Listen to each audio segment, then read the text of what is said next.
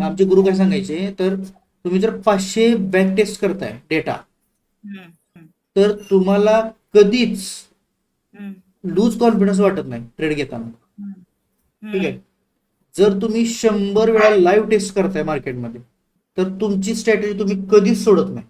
जसे की मी सीबीडीला कधी सोडत नाही, किती पण भारी स्ट्रॅटेजी होत्या मार्केटमध्ये, मी सीबीडीला हम्म, सोडत नाही, कारण ही प्रोसेस आहे जी आपल्याला झाली. आपली स्ट्रॅटेजी नाहीये, ही प्रोसेस आहे, ती फॉलो होते, तुम्ही बघताय.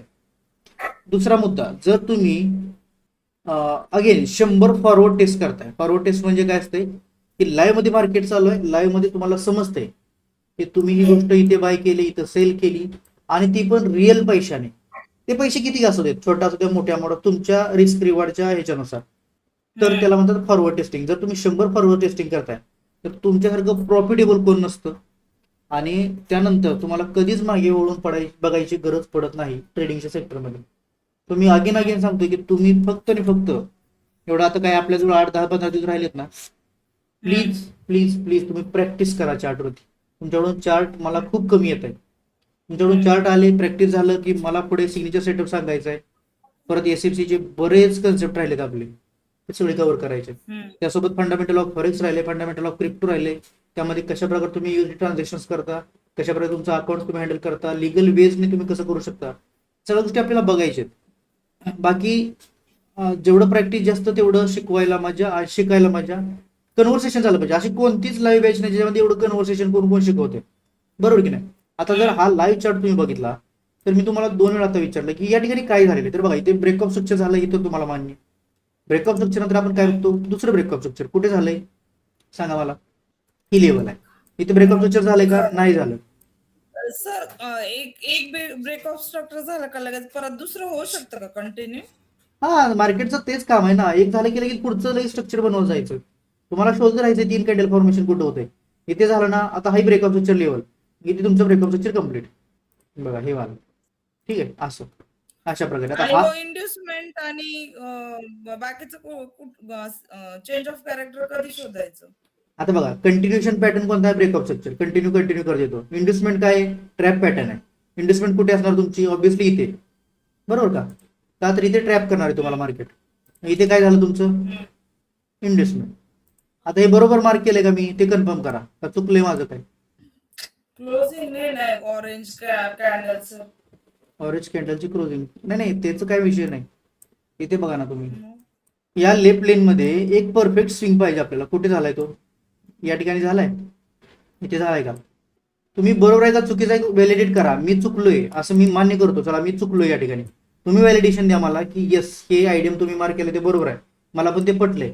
अदरवाईज तुम्ही सांगा की नाही ते चुकीचं आहे, का चुकीचं आहे रिझन पाहिजे. नसेल माहित तर मला सांगा, मी तुम्हाला सांगतो. बोला बोला पटपट, आयडियम बोला. आयडियमचे रूल तुम्हाला माहिती आहेत सगळे.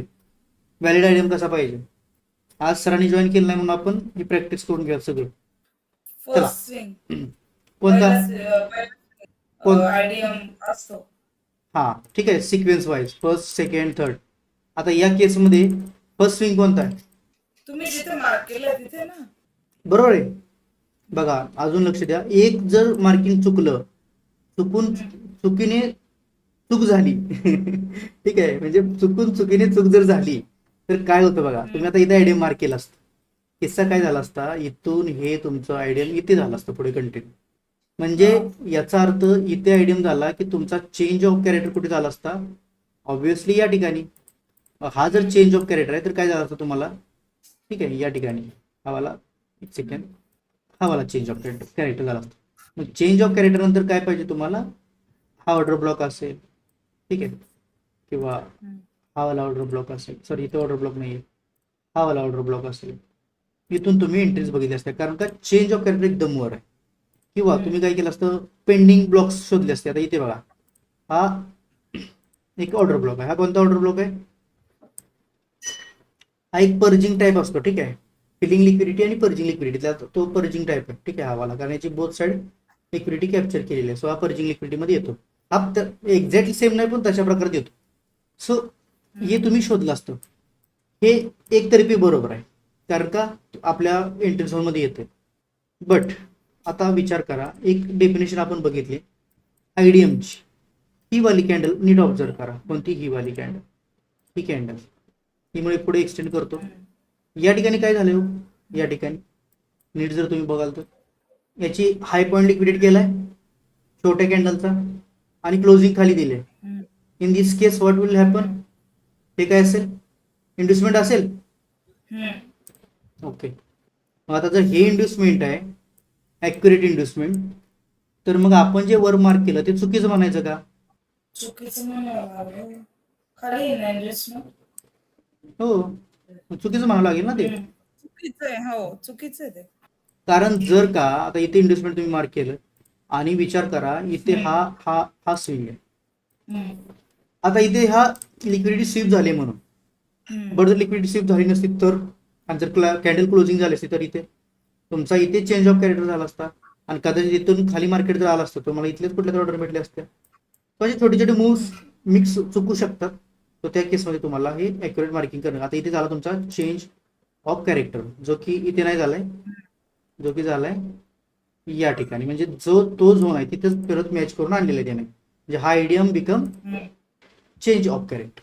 ठीक आहे, तुमचा इथे चेंज ऑफ कॅरेक्टर आणि बाकी सगळं स्ट्रक्चर आहे इथे सेम, वर्किंग तेच होणार. मग आता हा वाला का वर्क झाला हे तुम्हाला माहिती आहे. हा का वर्क होत असेल इथं काय करायचं हे तुम्हाला तर मी ऑलरेडी सांगितलेलं आहे. 15 मिनिटामधून कोणत्या टाइम फ्रेमला आपण शिफ्ट होतो? 15 minute to time frame alignment माहिती आहे ना या ठिकाणी.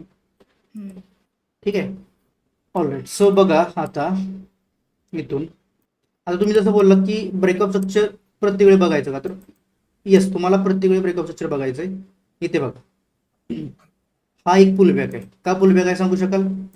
सेकंड कॅन्डलने ती ऑरेंज कॅन्डल आहे ना ते ते ऑरेंज कॅन्डलचे ना बॉडी क्लोज नाही वीक शिफ्ट झाली. ठीक आहे, चला इथे बॉडी क्लोजिंग आहे, वर तुमचं पुलबॅक झाला. आता या केसमध्ये थोडं वर आल्यानंतर इथे काय झालंय बघा, इथे हा काय असू शकतो? याला पुलबॅक कन्सिडर करायचं का? बॉडी क्लोज आहे. आता याला पुलबॅक कन्सिडर करायचं का? लो पण स्विप झाला पाहिजे ना सर. मग इथे झालाय का? हो. कुठे झालाय? बाकी नाही झालेला. सो हे काहीच नाही, कंटिन्युएशन ट्रेंड पॅटर्न आहे. ठीक आहे, या कॅन्डल सोबत कनेक्टेड कॅन्डल आहे. हे सगळे बाकीचे एवढे इंटरनल, हे एक कॅन्डल त्याच्यानंतरची ही कॅन्डल. ठीक आहे, पण आता या केसमध्ये काय झालंय बघा, या ब्लॅक कॅन्डलचा लो स्विप झालाय. मग हा वाला तुमचा असेल पुलबॅक. आता पुलबॅकच्या खाली हे जे लास्ट पॉईंट आहे हा काय असेल? आता हे तुम्ही सांगायचं. आठवा पटपट, वेळ घालवू नका विचार करण्यात. त्याच टर्म्स आहेत डबल डबल, काय पण म्हणा, लॉक्ड एरिया म्हणा, काहीतरी म्हणा. ठीक आहे, आयडियम झाला हा. ऑलराईट, आयडियम नंतर आपलं काय की एक परफेक्ट स्विंग पाहिजे. बघा या ठिकाणी आता ही स्विंग झाली तर तुमचा काय? Change of character. बरोबर. मग आता जो आजचा आपला टॉपिक होता तो हाच होता की जर इथे चेंज ऑफ कॅरेक्टर होतंय, दिसतंय तुम्हाला असं, आणि या ठिकाणी वर जर इक्वल हाय दिसत आहे, तर या केसमध्ये तुम्हाला काय केलं पाहिजे? आता लाईव्ह मध्ये कशी डिसिजन घेतली पाहिजे? तर त्यासाठी आपल्याला आज सिग्नेचर सेटअप बघायचा होता, बट आपण आता उद्या बघूयात. ठीक आहे, ऑलराईट. So patiently weight. आता याच्यामध्ये 2 कंडिशन होऊ शकणार आहेत. काय कंडिशन तुम्हाला सांगतो? एक तर ही चेंज ऑफ कॅरेक्टर करेल अशा प्रकारे, चेंज ऑफ कॅरेक्टर करून वर येऊन हा एफव्हीजी किंवा हा ऑर्डर ब्लॉक काहीतरी घेईल, खाली येईल. अदरवाईज जर याने चेंज ऑफ कॅरेक्टर नाही केला तर मार्केट असं वर जाईल. इथली लिक्विडिटी घेणार. कोणती लिक्विडिटी तुम्हाला माहित आहे? इथे सीबीडी नेचर बनतं, इथे लिक्विडिटी घेणार आणि लिक्विडिटी घेतल्यानंतर जर कंडिशन झाल्या अगेन सेम यासारख्या, तर परत इथून तुम्हाला डाऊन ट्रेंड दिसला. अदरवाईज जे आहे ते स्ट्रक्चर. आता याच्यामध्ये डिसिजन कसे घ्यायचे हे आपण पुढे बघू. तुम्हाला माहिती आहे तरी पण आपण थोडं पुढे काही दिवसांनी बघू. तोपर्यंत हे प्रॅक्टिस करा. मार्केट स्ट्रक्चर कसं लॉजिकली बघायचं याचं प्रॅक्टिस करा. इथे कोणतं डिसिजन घेऊ शकत नाही तुम्ही. इथे कोणतं रिस्की डिसिजन घेऊ शकता जे तुमच्या डोळ्याला दिसतंय इथे. ठीक आहे, रिस्की डिसिजन काय असतात? रिस्की डिसिजन्स म्हणजे तुम्ही जर एखाद्या ट्रेडमध्ये एंटर करताय, म्हणजे काय होते बघू म्हणून, तर तुम्हाला त्यावेळेस प्रॉफिट होऊ शकतं किंवा खूप मोठा लॉस होऊ शकतो. जर तुम्हाला प्रॉफिट झाला तर तुम्हाला वाटतं की आपण खूप स्मार्टली डिसिजन घेतला. लॉस झाला की वाटतं की यस आपण चुकलो, अजून परत अभ्यास करू. तो स्ट्रॅटेजी गेममध्ये आपण फिरतोय. तो त्यापेक्षा जी प्रोसेस होते जी आपल्याला माहिती आहे त्या प्रोसेस प्रमाणे गेलं तर वेट करून पेशंट ठेवून तुम्हाला चांगल्या प्रकारे निर्णय घेता येतात. सो अगेन सांगेन, प्रॅक्टिस करा, प्रोसेसने जा आणि क्वेश्चन्स काढा आणि बॅक टेस्टिंग करा. ऍटलिस्ट तुम्हाला 500 नाही म्हणत 100 तरी चार्ट पाहिजे. ठीक आहे, हम्म. चालेल.